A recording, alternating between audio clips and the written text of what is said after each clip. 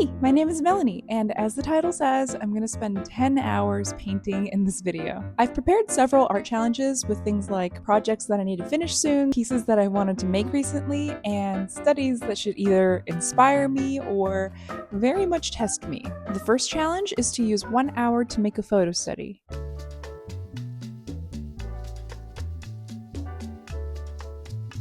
I'm using this to act as my warm-up, essentially. If you aren't familiar with them, photo studies are just little exercises that you can do to learn more about realism and the fundamentals of art through a photo reference. You can use them to learn more about things like lighting and proportions, but they're loose enough to where you can also just use them to practice new painting techniques or stylization. I love photo studies. They used to be a really common practice for me, probably the most common way that I studied. But as of now, I haven't really made one in a while. For one reason or another, looking back, I spent most of last year being creatively burned out, so that's probably why I felt too discouraged to make photo studies. But this year, I've been really working on waking up my inner child, and I think this desire to return to my roots is a part of that.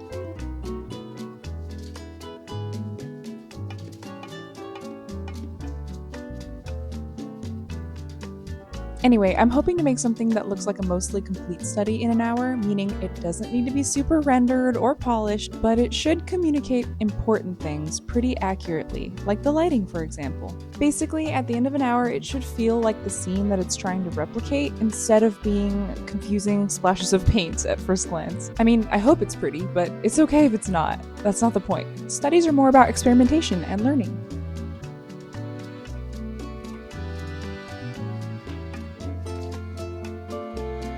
I usually put in about 10 hours of work per day, but it's hardly all drawing. Since I run my small business, it's a mix of art making, scripting, editing, filming, and drafting posts. And even past that fact, not all of painting requires you to have your brain on, so to speak. Rendering, for example, takes place at the very end and is where most artists will put on a podcast or a show to listen to. By contrast, the beginning of a piece requires a lot of decision making. I bring that up to explain that I don't spend 8 hours a day drawing with my full attention, let alone 10. So why am I doing this? Well, I kind of have a gripe with myself, and it's that I'm really slow at everything I do. I've learned to love the process because that's what you have to do if you want to make art consistently, but now I'm at the point where I just want to make things, so many things, and I have to make a lot of art to make those things. It's a pretty simple equation. And I've done a lot of work to overcome my perfectionism, but giving myself many small deadlines really forces me to work while not giving me a chance to overthink. If I can hone my process by going through it a million times, then the parts that I usually have a tougher time with will get smoother, and I'll reach a point that I'm happy with sooner than before. I also have such a hard time walking away from things, but this is the point, to learn to move on from things so that I can make more new things. If I want, I can continue to improve a piece after today, but for today, I'm just learning. Okay, next up, I have to draw a character in 1 hour based off of 3 words. The audio for this video got messed up because I was wearing a mushroom necklace that kept bumping up against the mic, so sorry, I'll just voice over parts like this. Basically, I'm just explaining that I wrote out a bunch of words and mixed them together in a bag. Yellow words are nouns, and blue words are adjectives. All the nouns are physical things except for 2, which can be a challenge since they describe things more vaguely. Guess which ones I got? Both of the vague nouns. So, messy, memory, and failure. I should probably write those down. Woo! That's a big brush. So my first thought is maybe a messy person who is always forgetting to remember things? Is it just me? Am I just designing myself? I don't know. I'm gonna start with just drawing a mannequin. Maybe we can reflect messiness in her hair. Maybe she can have like a really messy ponytail with like flyaways coming out in all directions. I don't know. Maybe like really messy bangs. Oh, you know how like bangs are super pretty, but then you have to style them every morning? Maybe she decided to get bangs and now realizes that she doesn't have the time to style them and is just gonna have to be okay with that. You guys are fine with seeing my very quick, very loose sketches, right? I'm glad I don't have time to be embarrassed about how messy my sketches are. What does she do? I don't know why I'm getting I think of somebody like a scientist who has very important work to do, but they cannot be held to a deadline. They simply cannot. So you gotta keep it out of your face. I don't know why she got bangs if she needs to keep hair out of her face, but you know, to each their own. Maybe she has an expression that's like, am I forgetting something? Maybe she's just kind of like a daydreamer and, again, can't be held down to deadlines. She stresses me out because she's so much like me. So I don't know about you, but I am not the kind of artist that likes to just roam free creatively. I need limits. Otherwise, the sheer amount of possible directions stresses me out and I just get so stuck. But that's why this challenge is good for me. With only 1 hour, if I can float through some decisions, then I can more quickly get to the fun parts of drawing a character and have something to show, rather than making a bunch of notes and research on my references like I usually would have after an hour. I soon ditched the scientist idea in favor of making her a chef. Think of the messiest person you know. If you can't think of one, it's you. Are they also the kind of person who's always late, forgets what day of the week it is, and is like generally nice, but experiences a crisis at least once a week? Maybe she's low-key so forgetful that she keeps little slips that have recipes written on them, but today she couldn't find the one she needed, so she's having to scour the whole cookbook and just hope that she finds it. Oh, she's definitely losing her job after this, but she'll be okay. It's a pretty dumb idea, but that's what I get for giving myself 1 hour and 2 really vague prompt ideas. Better luck next time. After that, I had to take care of the dog and do some laundry, which leaves us starting hour 3 at 9 a.m. Here, I'm just explaining that this next challenge is an art style study. I recently bought the art book of one of my favorite artists, and I want to learn a little bit about how she simplifies the shapes in her characters, foregoing all those little bumps and details that I would usually draw, and instead opting to keep detail within the silhouettes. Her color palettes are also so beautiful and super original.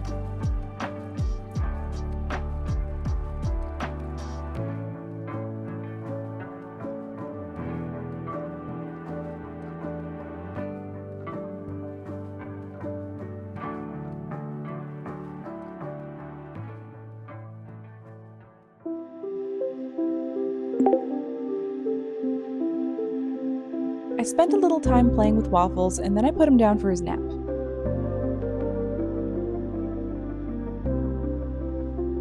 Now we can start hour 4. This is the first challenge that I allotted more time to. It's to make a postcard painting for my Patreon supporters in 3 hours. I already have the very loose idea sketch done, so now I want to apply the type of clean line art that I worked on with the last challenge to this, and see if I can finish it and maybe even color it? I don't know, we'll see.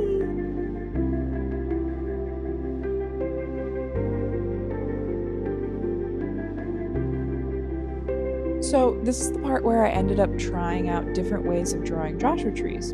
They've always seemed more fuzzy rather than spiky to me in real life, even though I know they're pretty sharp. But this is more of a soft, peaceful vibe, so I really took my time trying to figure out what kind of marks to use for the spiky parts. I knew I wanted my interpretation of them to have round shapes, but nothing I could find online or on Pinterest showed anything but the very literal spiky shapes. Eventually, I stumbled across these organic shapes with little lines to denote the spikes, and it felt like I found a little piece of my art style. Like, this feels right, and it's exactly how I see the Joshua trees, and have always seen them since I first started visiting the desert years ago.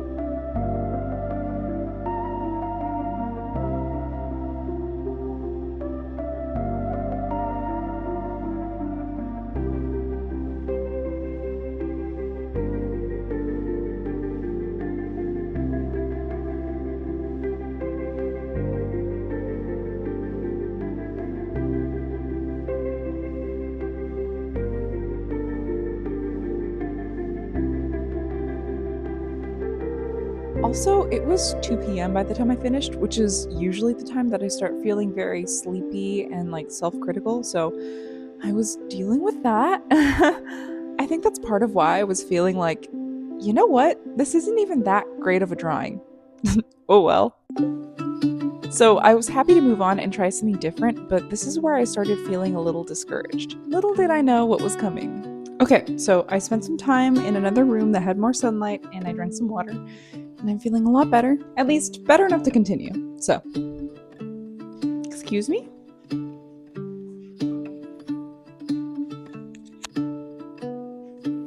Okay.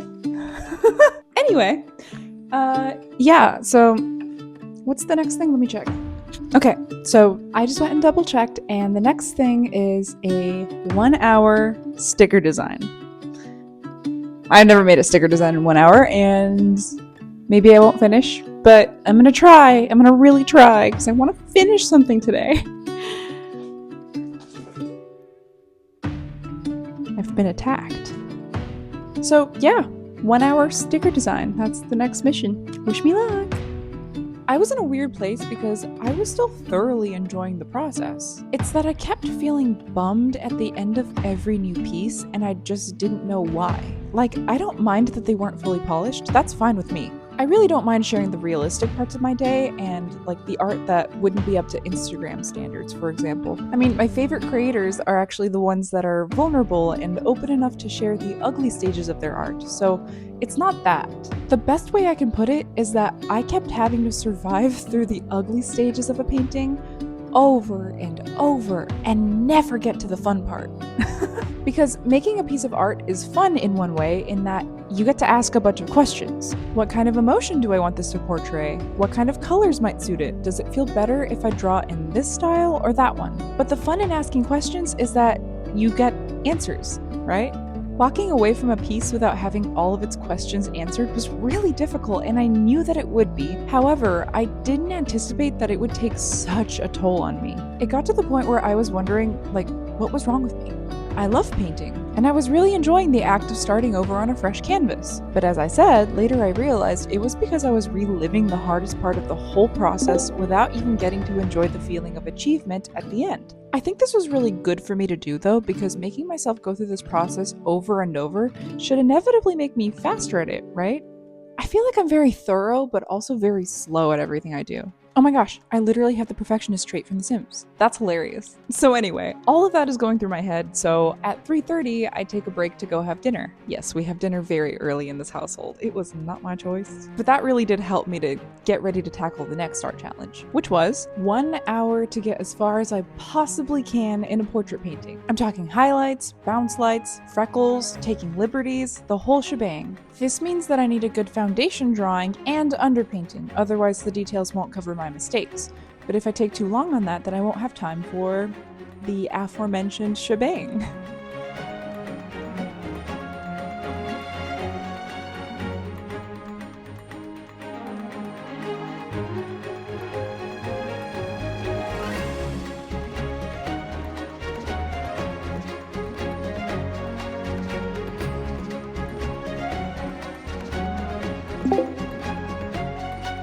Man, that was just the palette cleanser that I needed. It was like the pretty frosting on top of all of the rigorous studies that I have to make. It gave me the courage that I really needed for the next challenge, which is 1 hour to paint the postcard design all over again.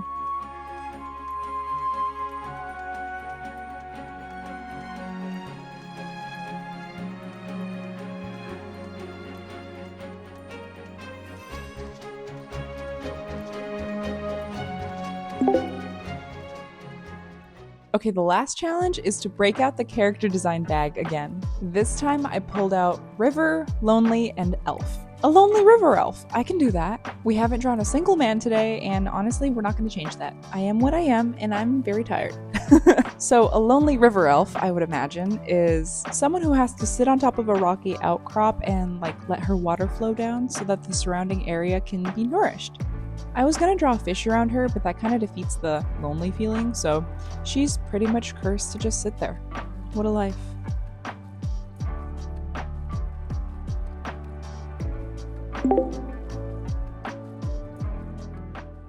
Wow, I can't believe I did all of that in one day. Here are all the pieces, finished and unfinished. I really experienced a low there, but I'm also really proud of myself for pushing through it and bouncing back. And for having the attitude that I'm gonna keep going. Like, I'm not gonna stop, I just need to figure out what to do and why that was so painful. I think doing more timed challenges might be the move. Can you guys come up with any for me? Give me ideas, please? I can't do everything around here. No, but let me know. I'm super interested in knowing what you wanna see and kind of like marrying that to the kind of art that I make. Oh, also, before I forget, there's like a week left to get this postcard once it's finished. I'd say it's 80% there. I'm just gonna add more depth to it and give it more of that shebang frosting. You know, shebang frosting. But yeah, you can get more of that on Patreon. Thank you so much for sticking with me. If this isn't the first video that you've watched all the way through, please consider subscribing. I am here for you every week, and I'm melmel.cascas not only here, but also on TikTok, Instagram, and Patreon. If you'd like to see more of my full character design process, where I do overthink, I do have a video on that. And I will see you next week. Bye! No, he's crazy.